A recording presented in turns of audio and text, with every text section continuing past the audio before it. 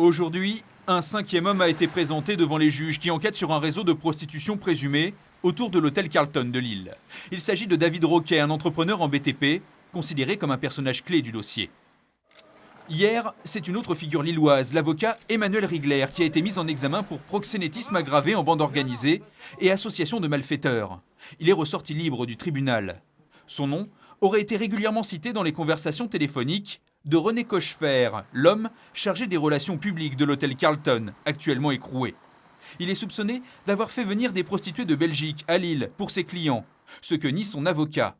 Selon lui, René Cochefer n'a fait qu'envoyer des clients vers des maisons de passe de l'autre côté de la frontière. Vous savez très bien que pour obtenir un certain nombre de marchés, pour organiser par exemple des séminaires, eh bien, de temps en temps, il faut emmener un certain nombre de gens de l'autre côté de la frontière.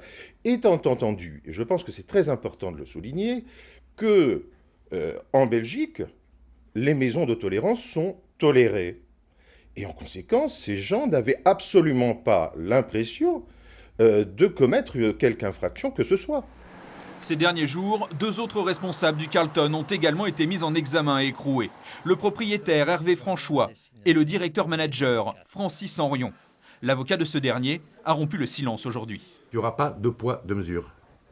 On a placé M. Henrion en détention provisoire pour expliquer que c'était nécessaire à la poursuite des investigations. Il devient un secret de polichinelle de savoir qui véritablement fait partie de ce réseau de proxénétisme et notamment de savoir si oui ou non il y a des fonctionnaires de police de Lille qui font partie de ce réseau ou qui ont collaboré d'une manière directe ou indirecte.